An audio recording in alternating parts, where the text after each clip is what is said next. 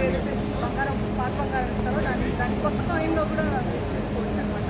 And చదివి ఆ coin design చూడగానే నాకు దాన్ని ఇయర్ రింగ్ లాగా I have to tell Abhishek గారు డిజైన్ బై అనసూయ అని దానికి ఏదైనా చేయాలని ప్లాన్ చేస్తాను.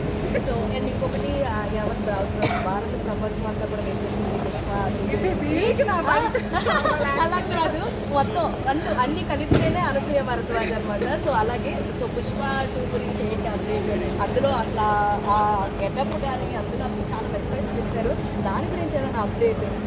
లేటెస్ట్ అప్డేట్ మా టీం నుంచి ఆల్రెడీ వచ్చింది. We are coming on December 6th.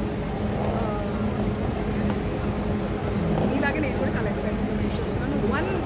One information, one update I want give is that అస్సలు తగ్గేదే లే అని మా పుష్ప ఏ ముహూర్తాన్ని అన్నాడో అసలు తగ్గట్లేదు అనమాట. డెఫినెట్గా it will be worth the wait.